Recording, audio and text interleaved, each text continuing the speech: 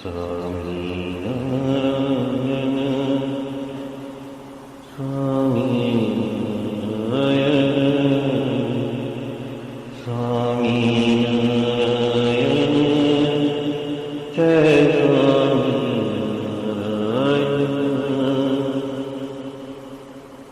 स्वामीनारायण स्वामीनारायण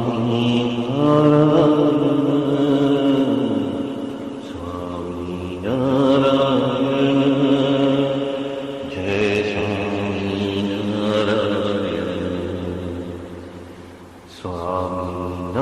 स्वामीनारायण जय स्वामीनारायण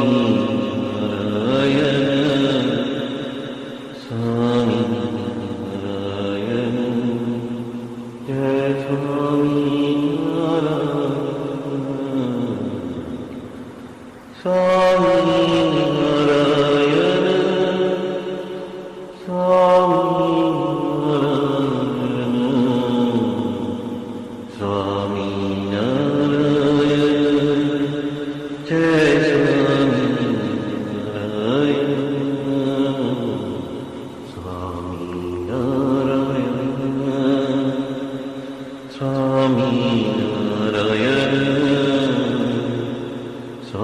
स्वामीनारायण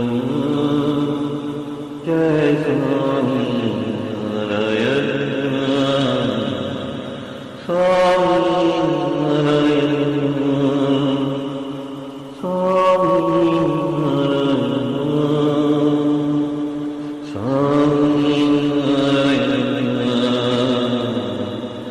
स्वामीनारायण स्वामीनारायण जय स्वामीनारायण स्वामीनारायण जय स्वामीनारायण।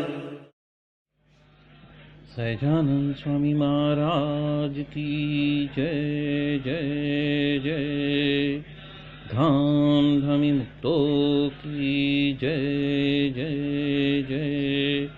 मुक्ताक्षर पुरुषोत्तम की जय जय जय। जे उत्पत्ति तथा स्थिति लय करे वेदो स्तुति उच्चरे। जे नरोम सुचिद्रमाणु समा ब्रह्मांड कोटि परे। माया काल रवि शशि सुरगणो आज्ञान लोपेक्षण। एवाक्षरधाम नाधिपति श्री स्वामीनारायण।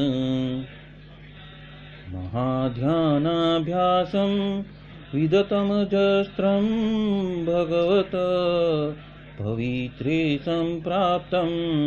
स्थितिमतिवरे कान्तिकवृषे सदानन्दं सारं परमहरिवार्ताव्यसनिनं।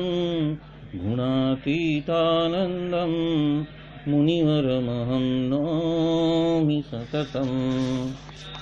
अनेकेभ्यो सद्भ्यो विमलहरिविज्ञान ददतं। भुविर्ब्राह्मी विद्या हरिवचनरूपामुदयतम्। हरिध्यानासक्तं शुभगणमनाद्यक्षरमहं।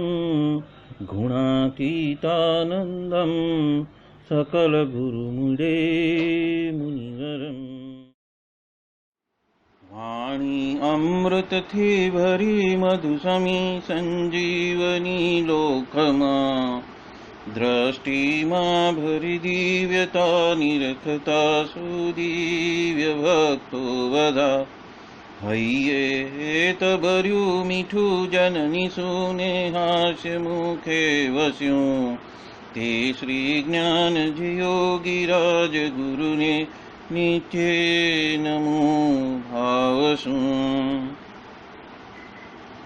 जेनी अमृतवाणी तो वही रही साक्षात महिमा रूपे। जेनी ब्राह्मी स्थिति अहोलिन करे शुभव्यक्षरपदे शरणागत निज अल्प जीव सहुना श्रेयार्थ तत्पर रहे काका स्नेहल सिंधु दिव्य विभुने हयो तो वंदन करे।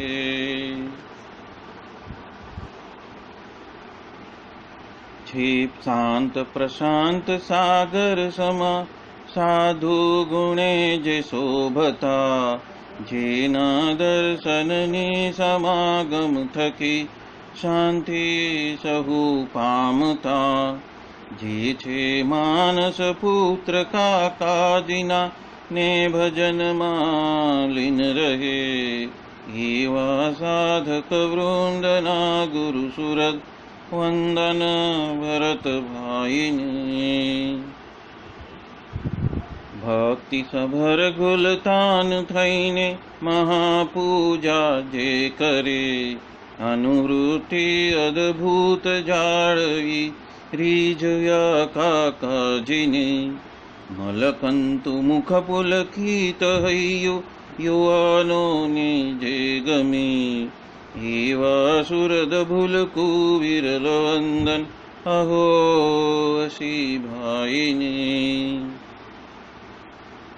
ब्रह्म रूप निज ने मानतावळी श्रीजी हइये धारता जे मस्त रहीने प्रभु भजन मा सुरद भाव धारता महिमा सभर दासत्व छलके जीवन माछे सहजता काका स्वरूप दिन कर विभु संभारवामा धन्यता। यत् सत्येन जगत् सत्यं यत् प्रकाशेन भाति तत् यदानन्देन नन्दन्ति तस्मै श्री गुरुवे नमः। ध्यानमूलं गुरोर्मूर्ति पूजामूलं गुरोर्पदं मन्त्रमूलं गुरोर्वाक्यं मोक्षमूलं गुरो कृपा। सहजानंद स्वामी महाराज की जय जय जय। अनादि मूल अक्षर मूर्ति सद्गुरु श्री गुणातीतानंद स्वामी की बातें प्रकरण 6 सर्वदेशी समझन बात 123वीं।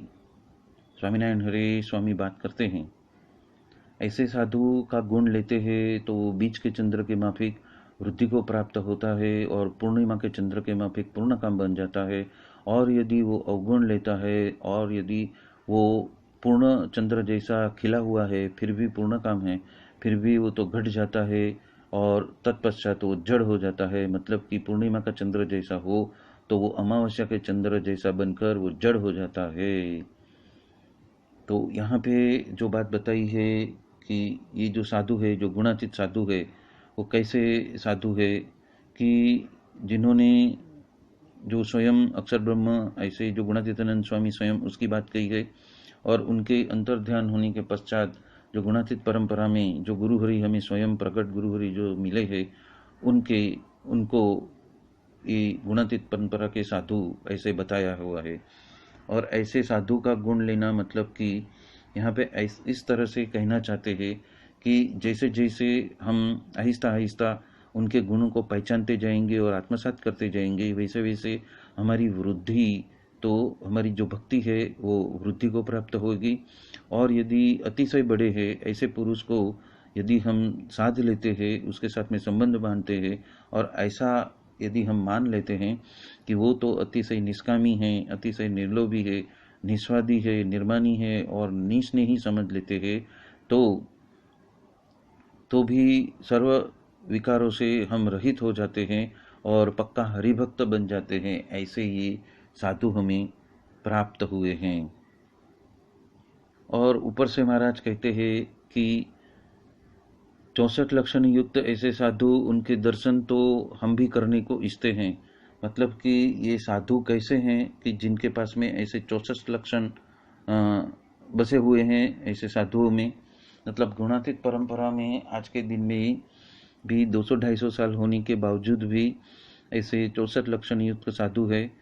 तो वो लक्षण कैसे है, तो कि वो दयालु है, वो क्षमावान है, वो सर्व जीवों के हितैषी है, वो सुख दुख आदि को सहन करने वाले हैं, किसी के भी गुण में वो दोष नहीं परखते हैं, वो शांत है, अजात शत्रु है, ईर्षा और बैर से रहित है, मान तथा मत्सर से रहित है, अन्य को मान सम्मान देने वाले हैं, प्रियकर और सत्य बोलने वाले हैं, प्रियकर सत्य बोलने वाले हैं, काम क्रोध लोभ तथा मद से रहित है, अहम ममत्व रहित है, स्वधर्म में दृढ़ रहने वाले हैं, वो दंभ रहित है, अंतर और बाह्य दोनों तरीके से वो पवित्र रहने वाले हैं, देह तथा इंद्रियों का दमन करने वाले हैं, वो सरल स्वभाव वाले हैं, मतलब कि निर्दोष भुलकु हैं, वो उचित ही बोलने वाले हैं, हितकर ही बोलने वाले हैं, जितेंद्रिय तथा प्रमाद रहित है, वो सुख दुखादि द्वंद्व से रहित है, वो धीरजवान है,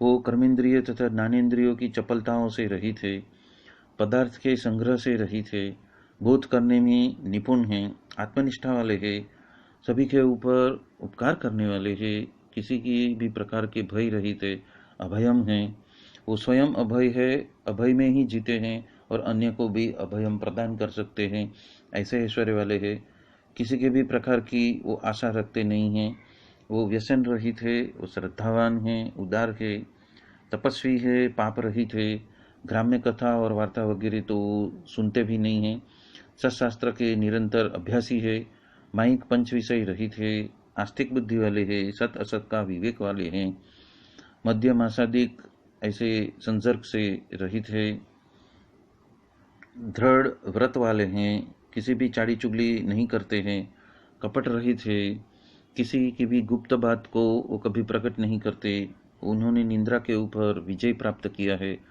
भूख के ऊपर भी वो विजय प्राप्त कर चुके हैं, संतोषी है, मतलब कि आत्मसंतोषी है, स्थिर बुद्धि वाले है, सम्यक भाव में स्थिर है, हिंसा रहित है, अहिंसावादी है, तृष्णा रहित है, सुख दुख में संभाव वाले हैं, अयोग्य कर्म करने में वो लज्जित होने वाले हैं, स्वयं के बखान स्वयं नहीं करते, अन्य की निंदा भी नहीं करते, यथार्थ ब्रह्मचर्य का पालन करते हैं और जागृत स्वप्न सुसुप्ति तीनों अवस्था में वो ब्रह्मचर्य का पालन करते हैं, संयम दया तथा नियम वाले हैं, आसन के ऊपर विजय प्राप्त किए हुए हैं, प्राण के ऊपर विजय प्राप्त किए हुए हैं, भगवान में दृढ़ आश्रित है, भगवत भक्ति परायण है, भगवान संबंधी ही सर्व क्रिया करने वाले हैं, भगवान की मूर्ति में ध्यान परायण रहने वाले हैं, मतलब अखंड तेल धारा की वृत्ति से भगवान को उन्होंने अखंड धारण किया हुआ है, भगवान की लीला कथा का श्रवण कीर्तन करने वाले हैं, और 64वां जो गुण है वो भगवान की भक्ति के बिना एक पल भी, एक क्षण भी, एक नैनो सेकंड भी व्यर्थ नहीं जाने देने वाले हैं, और ये सारे लक्षण सत्संगी जीवन में भी उपलब्ध है, वो बात यहाँ पे गुणातीतानंद स्वामी हम सबको बता रहे हैं कि ऐसी निष्ठा वाले जो संत है, इतने सारे लक्षण जिन्होंने ग्रहण किए हुए हैं और वो निरंतर पूर्ण पर ब्रह्म सहजानंद श्री स्वामीनारायण भगवान के ही गुणगान गाते रहते हैं, तो ऐसे संत की जो पग की रज है वो तो हम पर सर पर चढ़ाते हैं और उनको दुख देने के पूर्व हम बहुत डरते हैं और उसके दर्शन को भी हम बहुत इच्छते हैं, और ये वचन तो श्री जी महाराज के स्वयं ने बताए हुए हैं, और वो वचनामृत प्रथम 37 में श्री जी महाराज ने ऐसे गुणातीत संतों की बात की है, बात रखी है, और उनकी ऐसी महिमा की बात स्वयं श्री जी महाराज करते हैं।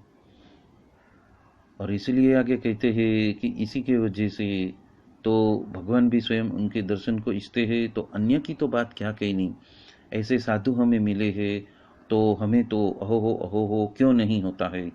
उसके लिए उन्होंने एक पद गाया है, साचे संत मिले कमी का हो रही, साची सिखवे राम की रीत को जी। मतलब यहाँ पे उन्होंने एक ब्रह्मानंद स्वामी का सवैया लिया हुआ है कि साचे संत मिले कमी काहू रही, साची सिखवे राम की रीत को जी, परापर सोई पर ब्रह्म है, तामे ठेरावे जीव के चित्त को जी, दृढ़ आसन साध के ध्यान धरे, करे ज्ञान हरि गुण गीत को जी, ब्रह्मानंद कहे दाता राम हो के, प्रभु साथ बढ़ावत प्रीत को जी।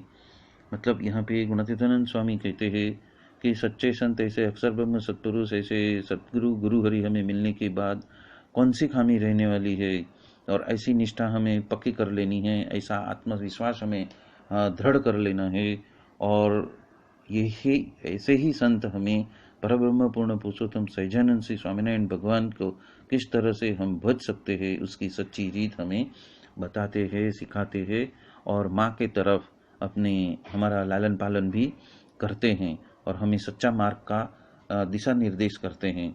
और उपरांत ऐसे संत है कि तीन ताप की झाल झर्यो प्राणी कोई आवे, ताको शीतल करत तुरत दिल दाह मिटावे, कही कही सुंदर बेन रेन अज्ञान निकासे, प्रकट होत पहिचान ज्ञान उर भानु प्रकाशे, वैराग्य त्याग राजत विमल भव दुख काटत जंत को, कहे ब्रह्म मुनि इस जगत में संग अनुपम संत को। मतलब कि ये संत ऐसे गुणी हैं, इतने सारे गुणों उनके अंदर समाहित है, और तीनों ताप से जो जल जल कर जो कष्ट में हाहाकार मचा रहा है, और जो विक्षिप्त हो चुका है, विचलित हो चुका है, और जो शांति और साता चाहता है, ऐसे ये अनुपम संत को प्राप्त करने के बाद उसके संग में आते ही तुरंत ही उसको शीतलता और साता मिलती है, और उसके हृदय में जो भी बलतरा है, परेशानियां हैं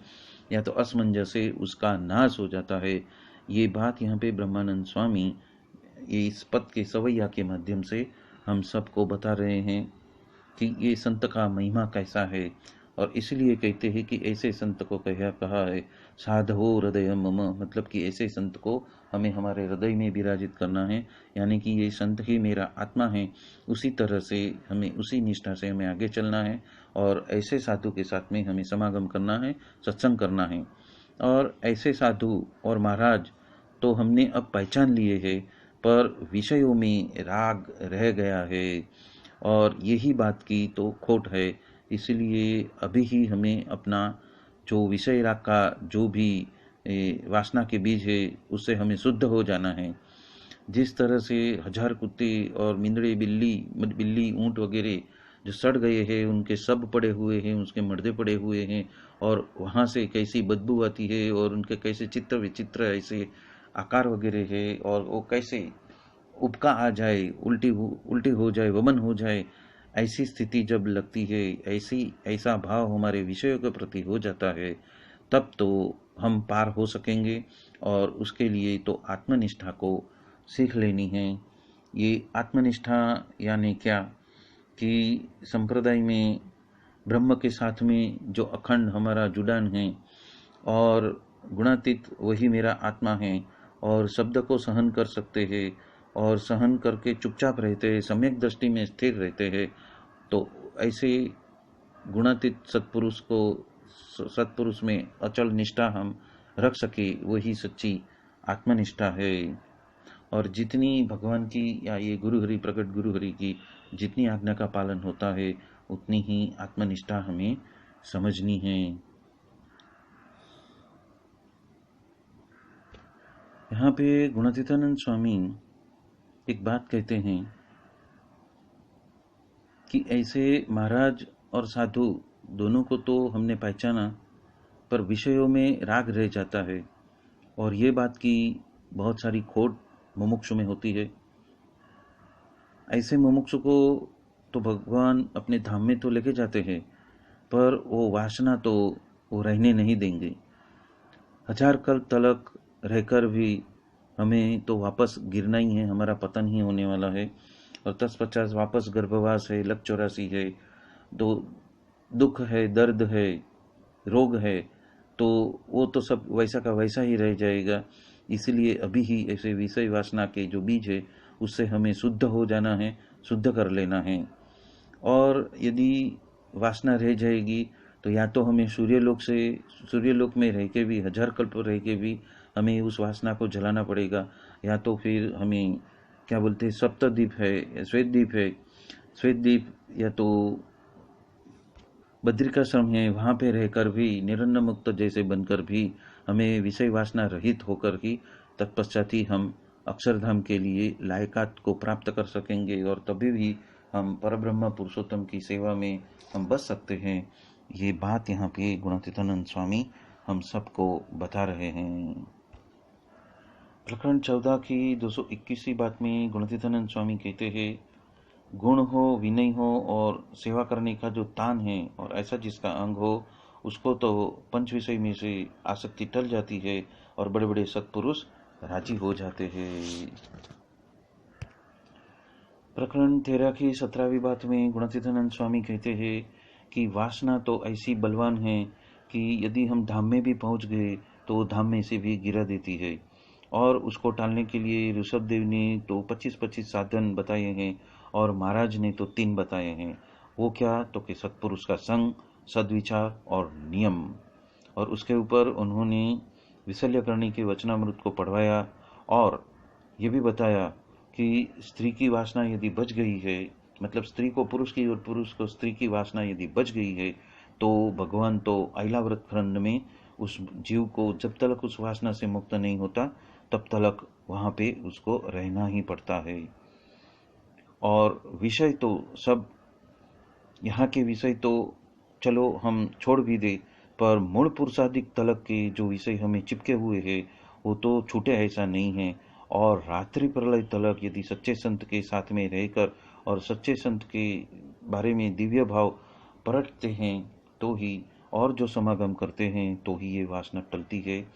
ऐसी जो वासना है उससे हमें मुक्त होना है।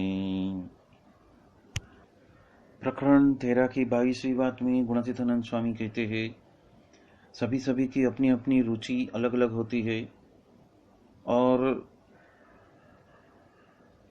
जिस तरह से हम अपनी स्वयं की इंद्रिय और मन को जो पसंद है वैसे वैसे विषयों का खंडन हो जाता है, वहाँ ही रहना है और उसका नाम खप कहलाता है।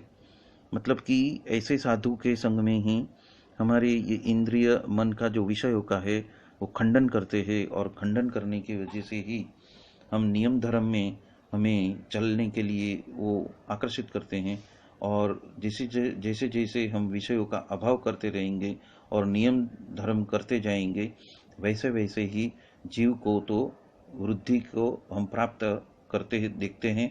और बड़े बड़े संत के पास में भी ऐसे कृपा निधान है कि उसके वजह से यदि कोई दोष हमारे अंदर दिखाई देता है तो उसके ऊपर हम निवेदन करते हैं, तो वो दोष को निकालने के लिए वो भी प्रवृत्त होते हैं, हमारे ऊपर अनंत अनुग्रह करते हैं, बल भी देते हैं, सत्संग में भी हमें पकड़ के रहते हैं, हमें गिरने नहीं देते और हमारा संपूर्ण हित करते हैं। ऐसे साधु हमें आज मिले हुए हैं। प्रकरण 11 की 187वीं बात में गुणातीतानंद स्वामी कहते हैं, सोनू मतलब कि गहना यानी कि धन और स्त्री, ये दो में दोष बुद्धि करनी। जिस तरह से संबंधी में जीव जुड़ जाता है उसी तरह इस साधु में भी जीव जोड़ना है। यदि ये साधु में से मन अलग हो गया तो उनके साथ में रहने की वजह से भी समास होएगा नहीं। ये साधु के साथ में तो जीव बांधना वो तो पाया की बात है, ये मूलभूत बात है। और गुरु की अनुवृत्ति और अनुग्रह से ही विद्या हमें आती है, और दो जन के साथ में तो जरूर ही जीव बांधना, और दूसरा जो के विषय में तो वैराग्य प्राप्त करना। ये बात गुणातीतानंद स्वामी बता रहे हैं। प्रकरण 12 की 38वीं बात में भी गुणातीतानंद स्वामी कहते हैं, साधु को तो धन और स्त्री दोनों का त्याग का नियम है, तो बात कभी बनेगी और ये कल्पना कैसे टलेगी? तब कहते हैं कि जिसकी कल्पना टल गई हो उसके साथ में यदि हम जीव को जोड़ दे और उसकी अनुवृत्ति का पालन करें तो कल्पना टल जाती है। और उपरांत प्रकरण 12 की 35वीं बात में कहते हैं कि कल्पना रहती है वो तो अपूर्णपना रहता है और वही अज्ञान है। और अज्ञा और कल्पना तो आत्मदर्शन के वजह से भी टल जाए ऐसी नहीं है, और ऊर्ध्ववीर्य वाला को भी टल जाए ऐसी नहीं है। वो तो ये प्रकट साधु के समागम के वजह से टल सकती है। और हमें तो दो बात का आग्रह था, एक तो सत्संग कराना और दूसरा ये मंदिर में अच्छे अच्छे मनुष्य बनाना। और अब तो ये सभी को हमें हमारे जैसे साधु बना देना है।